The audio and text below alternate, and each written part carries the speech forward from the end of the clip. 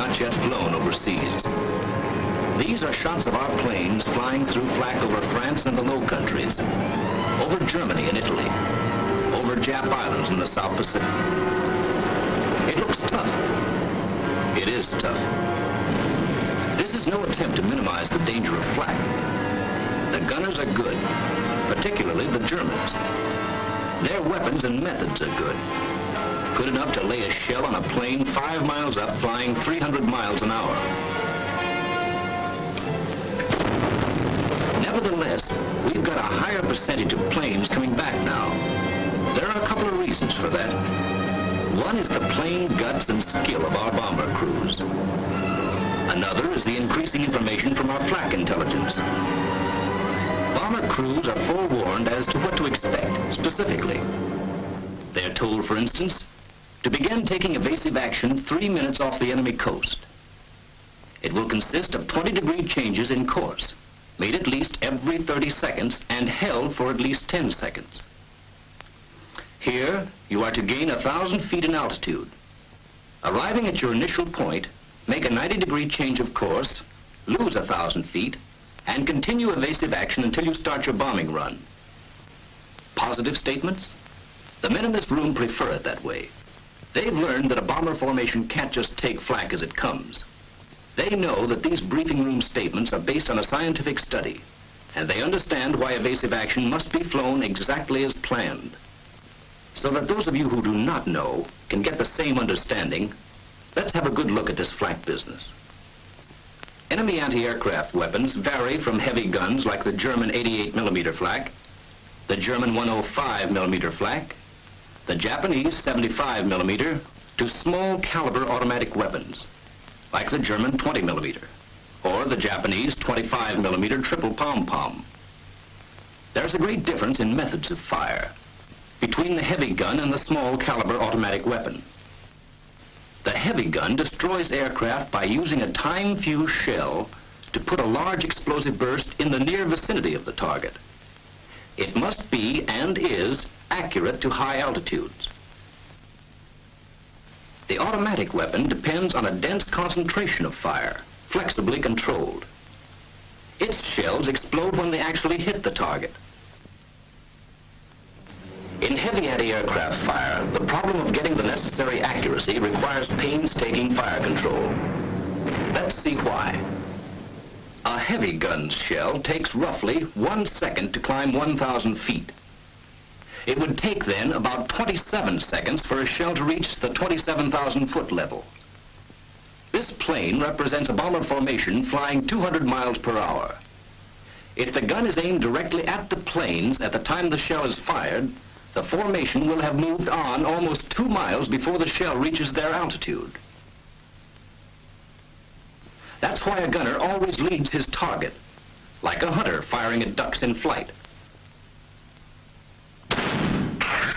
The hunter must judge his lead and aim ahead of the duck, if he is to hit it. But because of the great altitude and speed of a bomber, the anti-aircraft gunner cannot rely on dead reckoning. His leading must be a careful mathematical calculation. First, the aircraft is picked up in an optical sight and held on the crosshair. The sight keeps tracking it continuously, obtaining its direction and angular height while a stereoscopic rangefinder determines the altitude. At night or in bad weather, the aircraft may be tracked solely by radar. Whether tracked by optical sight or by radar, the information is fed by electric cable to a director. This mechanical quiz kid digests the data and automatically computes the right lead, setting the guns. So they will fire not at where the target is now, but at where it will be at the end of the shell's time of flight. The director will then go on automatically adjusting and setting the guns as long as the planes remain in range. Of course, guns do not fire singly, but in batteries of 4 or 6. Our symbol now represents the heavier fire of a whole battery making a continuous pattern of bursts along the plane's course. Often, several batteries are within range, and all fire with the proper lead, as produced by their own fire control instruments. Each battery maintains predicted fire until it can no longer reach the attacking planes. But new batteries take up the firing as soon as they come within range. This is called continuously pointed fire. This is what continuously pointed fire looks like. Small groups of 1 to 4 bursts move along the course of your plane, keeping pace with you as the fire-controlled instruments supply predicted firing data constantly. This is the most accurate and therefore most dangerous kind of anti-aircraft fire. The next most accurate kind is predicted concentration. For such fire control, a master command post directs the fire of several batteries in the region. Each gun symbol represents an entire battery. The target sighted, direction, angular height, and altitude readings are taken at several points along its course. Based on these readings, an actual prediction is made as to where the target will be in the sky a certain number of seconds later, and each battery is informed. Each adjusts its gun so that a concentrated fire will strike the point of prediction at the given time. While the first salvos are on the way, a new prediction is in the making. The guns are laid on the new point, and another concentration sent on its way. Bursts occur practically simultaneously. Not as accurate as continuously pointed fire, the predicted concentration has greater volume. From the aircraft, predicted concentrations appear as groups of 10 or more bursts at spaced intervals of approximately 60 seconds. In contrast to continuously pointed fire, there will be flak-free spaces between successive concentrations of bursts. In both these kinds of fire, the gunner is up against his greatest weakness, prediction. His firing data can never be more than the assumed future course of the target. In continuously pointed fire, the gunner must get you in his sights and obtain your altitude. At least 5 seconds consumed here. Then the director must make its calculations and set the guns. Roughly another 5 seconds. Then the shell, climbing at approximately its 1,000 feet per second, chalks up 25 more. Continuing your present flight path for 35 seconds would place you right at the predicted point. But making a change after 25 seconds leaves the flak bursting on a course you're no longer flying. In addition, the gunner's next prediction must be refigured to fit your new course before he can fire again.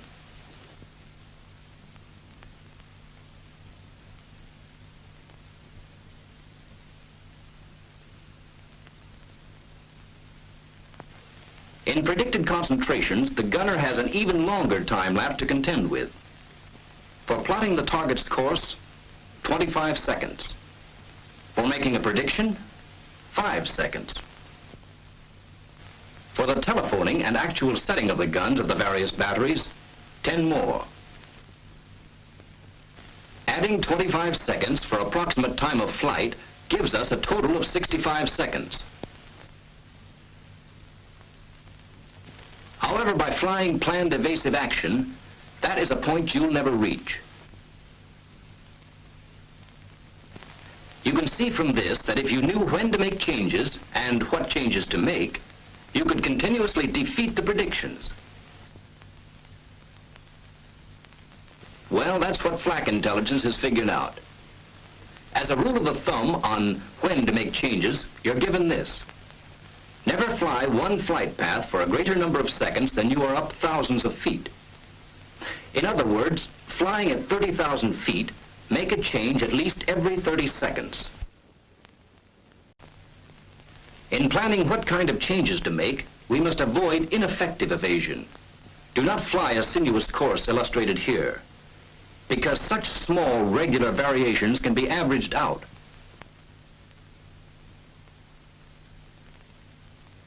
The same is true for small, regular changes in altitude.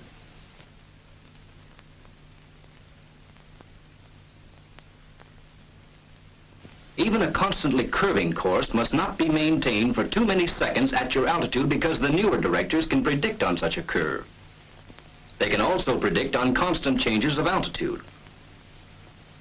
When you consider the overall pattern of an evasive course in the sky, you can see that nervous minor changes are worthless.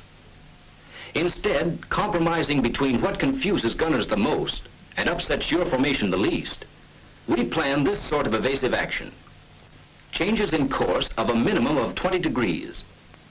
Changes in altitude of greater than 500 feet. The two changes made simultaneously whenever your formation permits, and never held longer than the number of seconds which corresponds to your altitude in thousands of feet. You will be told to start this planned evasive action 3 minutes before reaching a defended enemy area. That's because you have no way of knowing when the gunner gets you in his sights.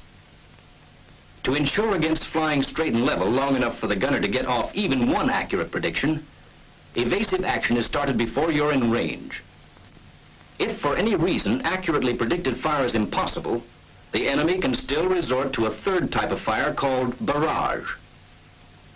Here the flak is fired into a certain volume of sky. Very roughly predicted, the individual bursts are inaccurate. But with all guns trained on this zone, a dense pattern is formed. To force the aircraft to fly through flak-filled space, the barrage is usually laid in front of the estimated bomb release line. The chances of being hit in a barrage are not as great as in the other two types of fire, since accurate prediction has been sacrificed for volume of fire. Evasive action will not carry the plane out of the barrage or affect its chances of being hit. The sooner the aircraft flies through, the better. Remember, the barrage hangs in one region of sky and is not predicted for any particular aircraft's course. However, evasive action during the approach to the target can upset the enemy's effort to effectively locate his barrage. If the defense knew your bomb run long in advance, the barrage could more effectively be placed in your path. Evasive action will add to his difficulties. Sure, we know it's easy to advise, and we know that with its sky full of bursts, barrage fire looks like the worst of them all. But remember first, that bursts you see already hanging in the sky are no longer dangerous. And second, that barrage fire is actually the least accurate of the three control methods. By turning away to find another approach, you only keep yourself in the target area for a longer time, thereby exposing yourself to additional fire. Further, you break the planned formation and invite added threat from the fighters. Weighing one against the other, it's safer to fly on through a barrage than to remain in a target area longer than absolutely necessary. The evasive tactics we've seen so far were designed for heavy flak at high altitudes. Bombing missions are planned for high altitudes whenever possible because above 15,000 feet anti-aircraft effectiveness decreases. Flak is quite accurate at 15,000 feet, but it becomes less accurate with altitude, so that at 20,000 feet it is only 1/2 as accurate as it was at 15,000 feet. At 25,000 feet, its accuracy is again reduced by 1/2. At 30,000 feet, accuracy again is cut in half. In general, flak accuracy is reduced by 1/2 for every 5,000 feet increase in altitude. A common belief is that a magic medium altitude exists, where heavy flak has not yet become effective and light flak cannot reach. How wrong this legend is can be learned in a brief examination of the enemy's major guns. All light flak is effective up to 4,000 feet, and some special types are effective up to 10,000. Heavy flak becomes effective at about 3,000 feet, lowest level for which its time fuses can be set, then goes on to reach as high as 37,000 feet. This means that a medium altitude mission, say just about 10,000 feet, offers protection only against light flak. When we know that both light and heavy can be expected, the safest altitude is either as high as possible or as low as possible, right down on the deck. Flying on the deck renders heavy guns impotent, and at the same time gives the light automatic weapons their toughest possible traversing job because of your high angular velocity. It also enables you to surprise anti-aircraft defenses by making use of defilade caused by trees, houses, and low hills. Further, it affords a chance to come in on enemy positions with forward guns blazing. Evasive tactics at this low level, however, will differ greatly from those at high altitude. The enemy's automatic weapons do not rely on directors, for with the great decrease in the range with which they deal, the leading problem becomes almost as rapid as the duck hunters. And with the time of flight so short, gentle 20-degree changes will turn ducks or bombers into clay pigeons. So against light flak, your protection lies in maximum speed combined with all the sudden alterations in the direction of flight that are possible within the limits of your formation. Skid turns, porpoising, corkscrews, side-slipping, anything which will keep those gunners guessing. Yes, keep those gunners guessing. But guesswork on your part won't do it. Evasive action. Routes to and from the target, the initial point, and the bomb run all must be planned to take advantage of the latest available flak intelligence. And even more important, all must then be flown exactly as planned.